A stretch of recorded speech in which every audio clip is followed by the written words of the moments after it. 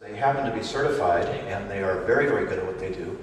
They can work with autistic kids or with stroke victims to help them to not stutter. And this is a real science that has taken music to a new level. If you've ever participated in any of that, like a drumming circle, or done some toning, that's music therapy on a sort of basic level. I'm going to teach you a technique a little later on that you can use as your own form of music therapy. Music lessons, of course, which is how I got started, are really, really interesting in terms of how they engage all of our skills in the process of doing something.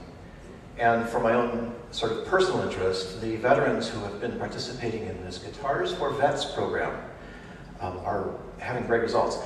This is a program where they've collected old guitars nobody wants anymore, and they give them to veterans in the veteran centers up in Wisconsin, and guitar teachers come in and teach the vets how to play. It changes them. You can go online and read about that. And then, of course, the experience of just hearing music. This is where it's most intriguing for me. Does anybody know about the Mozart Effect? This is a cool book that's been revised a couple of times by Don Campbell.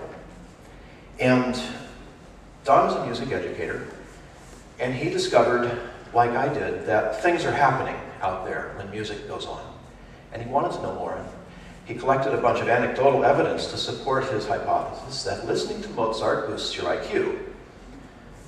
Well, he was right, among other things.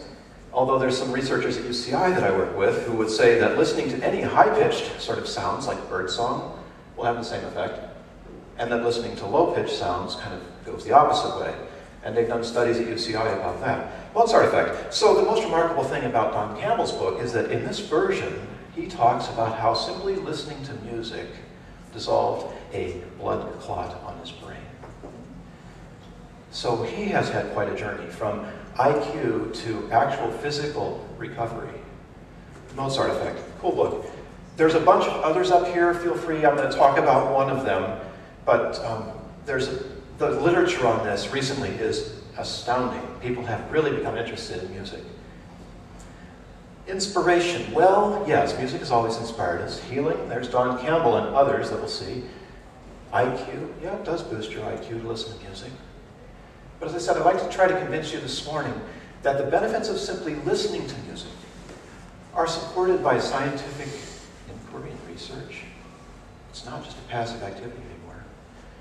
As well as the practical experience that you may have had in your own lives, being in church and worshiping, going to a concert, and folks like me, musicians who've played for folks like you a long time. Anybody here a musician, play an instrument, sing? Okay, so you guys know something about what this is all about. I think by the end you'll sort of go, oh, yeah, that's why. Please feel free to stop me at any point. We're going to go through some research here, and I'd like to be able to take your questions as we go. We're small enough that we can probably do that and not go over our time. This research comes from a very interesting book that somebody told me about just this year. Hello. On a morning show, Jim Karras appeared, plumping for his book, The 7-Day Energy Surge. And whoever it was that emailed me said, Bill, you've got to get this book because there's a whole chapter in there on music. Okay, so I went and I got it. You can get it online. And I'll give you each a copy of this. The next slides are kind of dense, so I want to make sure that you have this in your hands. This is all excerpted from his book. Sure. And we're just going to run through it because I think it really shows how, first of all, recent and powerful the kind of research is that's happening on music and how it affects us. As I said, there's no research that says that if you apply music, you'll get inspired. That's kind of hard for the medical profession to wander into, but they have some other very startling things going on. So, turn up your music, turn down your anxiety. Seems pretty obvious. Well, Baltimore Hospital got together and actually did a study on this. 30 minutes of music was as beneficial to heart patients as 10 milligrams of anti-anxiety medication. So how much does 10 milligrams of anti-anxiety medication cost? Too much. Turn up your music, turn up your sleep. Case Western. Listening to relaxing music for 45 minutes before bed basically gave you a better night's rest. And they were able to measure slow breath rate, faster drift to sleep, and deeper sleep. This one I love, Music Therapy Today. Yes, music therapists have their own monthly. February 05, 74% of high school students who listened to peaceful music before bed every night for a month fell asleep within 10 minutes, had a decrease in nightmares, and felt better the next morning. My kids have been through high school, and each of them had either a friend or a friend of a friend who committed suicide. The suicide rate in high school is huge. And 74% is a huge number. We're not talking 2, 3, 10%. 74% were benefited by listening to music. More recent research. Turn up your music, turn down your pain. This one's probably the best research sort of category of music. Harvard study played Mozart. Here we go back to the Mozart Effect again.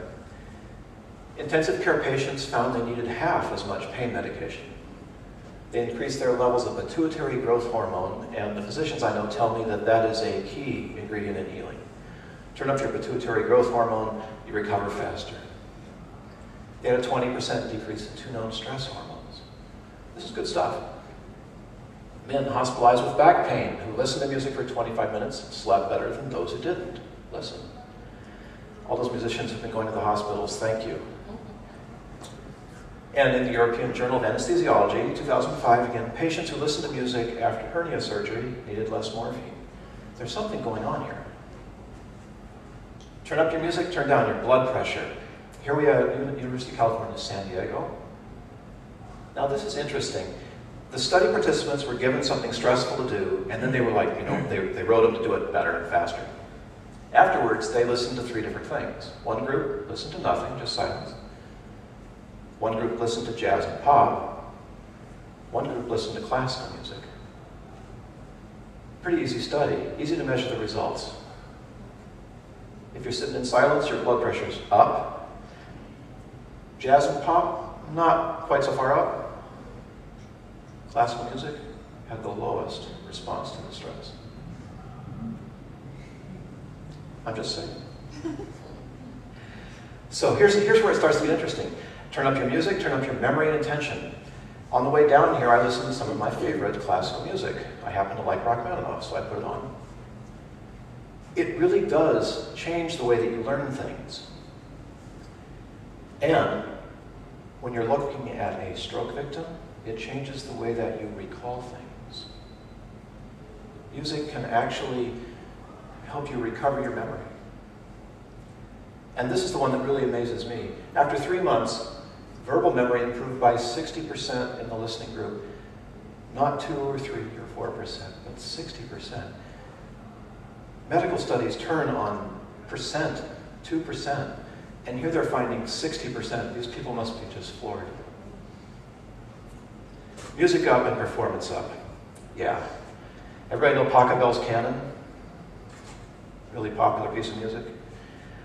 Well, if you listen to that before a speech or an oral presentation or a job review, guess what happens? You sail right on through, as opposed to a non-listening control group. And here's one of my favorites. I'd like to meet Susan Helm. I haven't met her, but this has been cited a couple of places, including in Jim Karras' book. Children given music lessons, like me, as opposed to drama lessons, improve their IQ scores 2 or 3 points.